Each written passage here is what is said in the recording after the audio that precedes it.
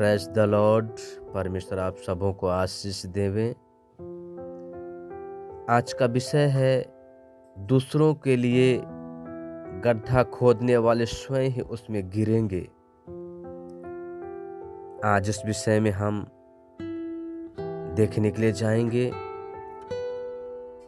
एक कहावत है कि जिसके प्रति डाह है और जिसके लिए हम बुरा सोचते हैं वह सब स्वयं के ऊपर आ गिरता है। बाइबल के अंदर शाऊल राजा डाह से भरकर दाऊद को मारने की ताक में रहने के कारण अकेला पड़ गया। दाऊद ने भलाई के अलावा बुराई नहीं की, परंतु डाह के कारण दाऊद को मारने का परिश्रम व्यर्थ सिद्ध हुआ। उसका अपना पुत्र योनातान उसे उसके सहायक के रूप में नहीं मिला। शाऊल बुराई से भरकर अकेला ही रह गया। उसके पिता ने दाऊद को मारने की कोशिश की, लेकिन दाऊद के जीवन की रक्षा हेतु योनातान उसके साथ रहकर उसकी सहायता करता रहा।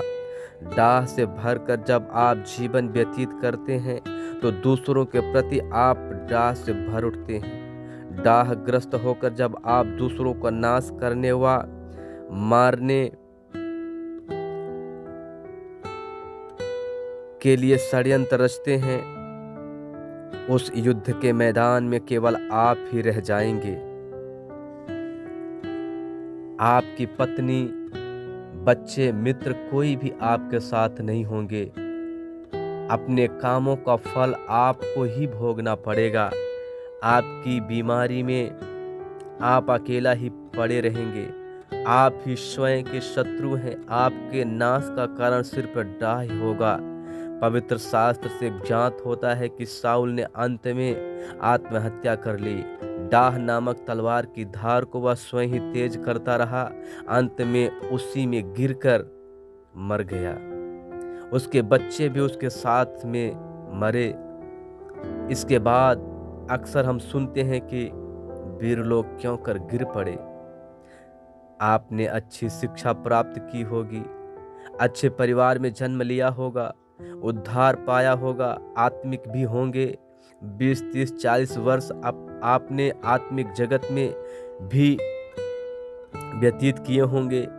फिर ऐसे विश्वास की जिंदगी में समस्त शांति, आनंद व सत्यता खोकर आप कैसे गिर पड़े।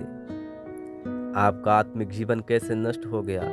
आप पीछे कैसे हट गए हो सकता है शाऊल के सदृश डाह रूपी शैतान ने आपको नष्ट किया होगा। सोचिए, आप किस व्यक्ति से डाह रखकर जीवन बिता रहे हैं। अपने मित्र से या पड़ोसी से या सहकर्मी से डाह हो सकता है। किसी से भी क्यों ना हो, डाह का मार्ग आशीष का नहीं है। यह नाश को बोता है तथा नाश को ही काटता है। पहला पत्रस 2:1 में हम पढ़ते हैं इस प्रकार, इसलिए सब प्रकार का बैर भाव और छल और कपट और डाह और बदनामी को दूर करो। छोड़ देने वाले कार्यों के प्रति परमेश्वर का जो वचन मुझसे और आपसे कहता है उसकी ओर ध्यान लगाएं, जिनमें प्रमुख है डाह। जो अपने जीवन से डाह को दूर करता है उसकी भलाई होगी। डाह से छुटकारा ही परमेश्वर का आग्रह है। इस संदेश के द्वारा यदि आप डाह व उससे उत्पन्न बैरभाव से मुक्ति पाते हैं तो मैं संतुष्ट होऊंगा। यदि आप यीशु के पीछे चलने वाले हैं तो डाह को त्याग दें। इच्छा है तो छोड़ दें। यह बात नहीं कि बल्कि इसे एक आज्ञा के रूप में स्वीकार करके उसे त्याग दें। यही परमेश्वर आपसे चाहता है। पहला कुरिन्थी 13:4 कहता है, प्रेम डाह नहीं करता, अर्थात डाह पर विजय प्राप्त करने की जिम्मेदारी हमारी स्वयं की है। डाह पर हम कैसे विजय प्राप्त कर सकते हैं? इस डाह नामक सांप से हम कैसे बच सकते हैं? इसका उत्तरदायित्व औरों पर नहीं है और न ही परमेश्वर पर है। परमेश्वर आपके लिए यह नहीं करेगा। इसकी जिम्मेदारी परमेश्वर ने आप पर डाली है। आपको उसे त्यागना होगा। यदि हम परमेश्वर से सहायता मांगे तो वह अवश्य मदद करेगा। इसे त्यागने के लिए हमें निम्नलिखित बातों पर ध्यान देना होगा। परमेश्वर से कहें कि हे प्रभु, जो डाह मुझ में है वह पाप है। पहला यूहन्ना 1:9 कहता है, यदि हम अपने पापों को मान लें तो वह हमारे पापों को क्षमा करने में और हमें सब अधर्म से शुद्ध करने में विश्वास योग्य और धर्मी है। डाह को गंभीर पाप के रूप में लें और इस डाह रूपी दुष्ट आत्मा के विरुद्ध युद्ध की घोषणा करें। पवित्र शास्त्र में लिखा है कि शैतान का सामना करो तो वह तुम्हारे सामने से भाग जाएगा। दूसरों की भलाई देखकर उसे डाह न करें, अपितु उसके साथ आनंदित हों। रोमियो 12:15 कहता है, आनंद करने वालों के साथ आनंद करो और रोने वालों के साथ रो। दूसरों की उन्नति तथा आशीष के कारण मन में डाह उत्पन्न होने पर परमेश्वर से प्रार्थना करें कि हे प्रभु, मुझे इस परीक्षा में न पढ़ने दे, मुझ में डाह न आने दे। उनकी आशीष के लिए व उनके लिए मैं तेरी स्तुति करता हूँ। दूसरों की उन्नति तथा आशीष में आनंदित हों तथा उन्हें दोष या बदनाम ना करें, करने की कोशिश ना करें। मेल मिलाप करना। मत्ती 5:23-24 कहता है, इसलिए यदि तू अपनी भेंट वेदी पर लाए और वहां तू स्मरण करे कि मेरे भाई के मन में मेरी ओर से कुछ विरोध है, तो अपनी भेंट वहीं वेदी पर उसके सामने छोड़ दे और जाकर पहले अपने भाई से मेल मिलाप कर तब आकर अपनी भेंट चढ़ा। दूसरों के प्रति यदि आपके मन में द्वेष है तो उनसे मेल मिलाप करो। डाह के कारण यदि आप किसी से नाराज हैं या आपने उनके साथ बुरा व्यवहार किया है तो केवल परमेश्वर के सामने क्षमा मांगना ही पर्याप्त नहीं है, बल्कि स्वयं को नम्र बनाकर अपनी गलतियों को स्वीकार करके उस व्यक्ति से भी मेल मिलाप करें। मेरे प्रिय भाई बहन, परमेश्वर हमारे आपके जीवन में इसी बातों को चाहते हैं, हम मेल मिलाप करें। इसे लिखा है, व्यवहार में लाना बहुत कठिन है, यह मैं जानता हूं, परंतु धीरज रखें, परमेश्वर आपकी सहायता करेगा।